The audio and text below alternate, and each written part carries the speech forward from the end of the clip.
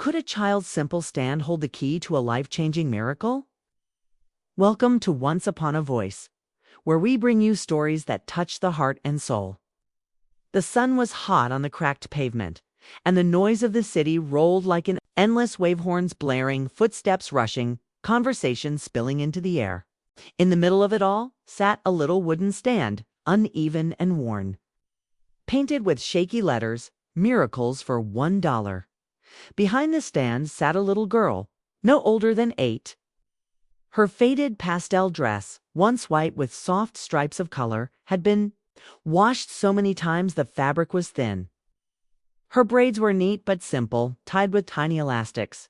Her hands rested on the counter, small fingers folded together, her dark eyes scanning the people who hurried past. Most never looked at her. Some smirked, whispering it was a scam. Others laughed outright, shaking their heads at the absurdity of a child claiming to sell miracles for $1. What happens when a millionaire's mockery meets a child's unshakable hope? Stay with Once Upon a Voice to find out. But she never flinched. Scratch. She sat there silently, shoulders straight, as if waiting for someone who might understand. That someone came in the form of a man in a wheelchair. His suit was expensive, tailored, in a shade of gray that caught the light. His black shoes gleamed.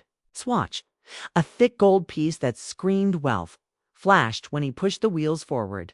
He stopped in front of the stand and leaned back with an amused grin. His voice was sharp, loud enough for those around to hear. "Miracles for $1." He scoffed, his laughter echoing. "What kind of nonsense is this?" The girl raised her eyes to him, but said nothing. The man wasn't done. He smirked wider, enjoying the attention of the small crowd beginning to gather. "Tell you what," he said, his tone dripping with sarcasm. "If you can cure me, if you can make me stand up and walk again, I'll give you $1 million. Papal." Nearby chuckled, some shaking their heads. They thought it was cruel, but entertaining a rich man mocking a poor little girl. What could she possibly do? The girl didn't smile. She didn't lower her head. She simply looked at him, her gaze steady, her expression unreadable. Her voice, when it came, was soft but clear. "A miracle isn't always what you think it is, sir." Something about the way she said it cut through the laughter around them. It wasn't playful or childish. It was quiet, but it held weight, the kind of weight that makes people listen even when they don't want to. The man arched a brow. "What do you think a miracle is? A magic trick? A prayer? $1 worth of hope?" His tone was mocking, but a flicker of unease moved through him when he noticed the girl's calm. She wasn't embarrassed. She wasn't intimidated. She wasn't even blinking. Can a single piece of paper change a man's heart forever? Keep watching Once Upon a Voice to see the miracle unfold. The little girl slowly reached under the stand.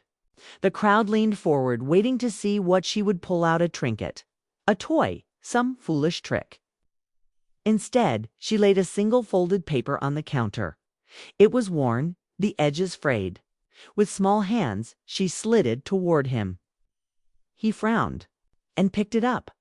The paper trembled slightly in his hand as he unfolded it. Inside were words written in a messy scrawl, uneven letters pressed deep into the page. Asterisk, "Please God, give my mom back. She got sick and left me. I'll do anything. Let her hug me one more time." Asterisk, the man's smirk faltered. His laughter died. The noise of the crowd seemed to fade. He stared at the paper, and for a moment he forgot himself. His throat tightened, and something heavy pressed against his chest. He looked back at the girl. She was watching him, her face still calm. But her eyes shimmered. "That was my first miracle," she said softly. "But God didn't answer, so I started giving them to others. Maybe he'll listen if I don't stop asking." The man blinked hard. For years he had carried his own bitterness, his own pain of being trapped in a chair while the world moved on without him. He had drowned it in money, in arrogance, in mocking those who hoped for what he thought was impossible. Yet here was a little girl with nothing, no mother, no wealth, no reason to believe. And still, She kept asking for miracles. The crowd shifted uneasily. Some people looked away, ashamed for laughing earlier. The man tried to hold on to his pride, but something inside him cracked.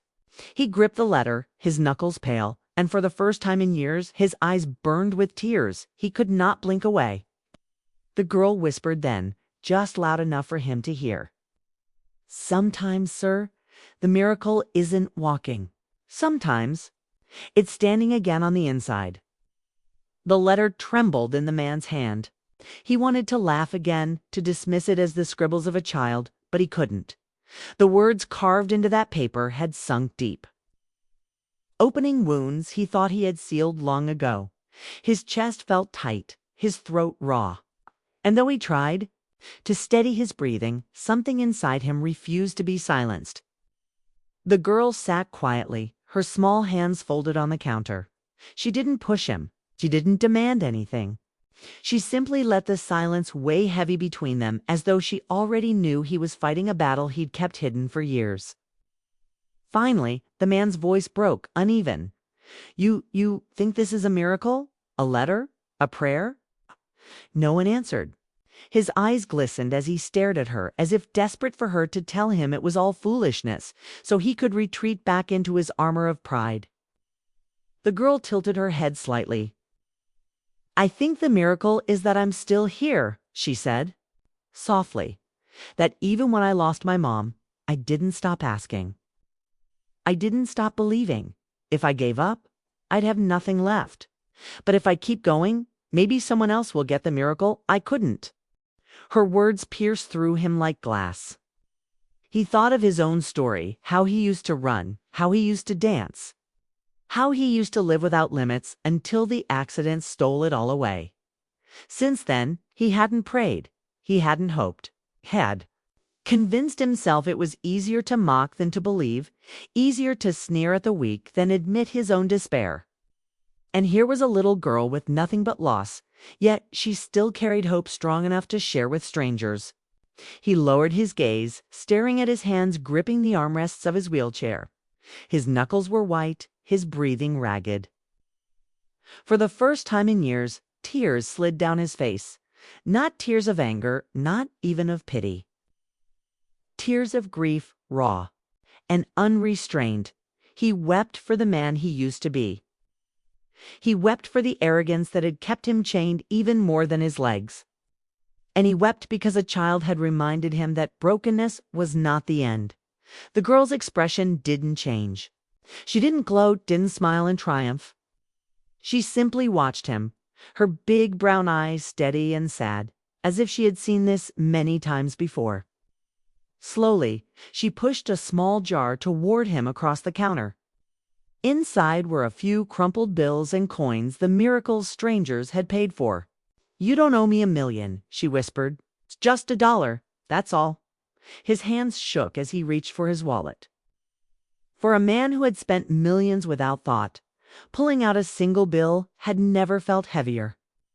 He placed it in the jar, his fingers trembling, his tears dripping onto the counter.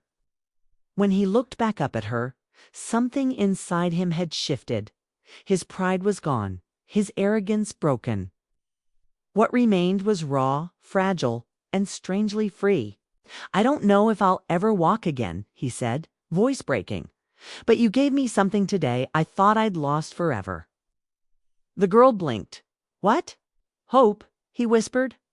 The crowd around them had gone utterly silent. Some were crying quietly, others holding their children closer. In that noisy city street, a hush had fallen, as if everyone was afraid to break the fragile weight of what had just unfolded. The man wheeled back slowly, gripping the handles with hands that felt strangely light. His legs remained still, yet inside, for the first time in years, he felt as if he had stood up not physically, but in the way that mattered most. He glanced back at the girl one last time. You said miracles aren't always what we think, he murmured. Maybe you're right. Maybe the miracle is just being reminded to believe again. The girl gave the faintest nod, her face unreadable, but her eyes shining.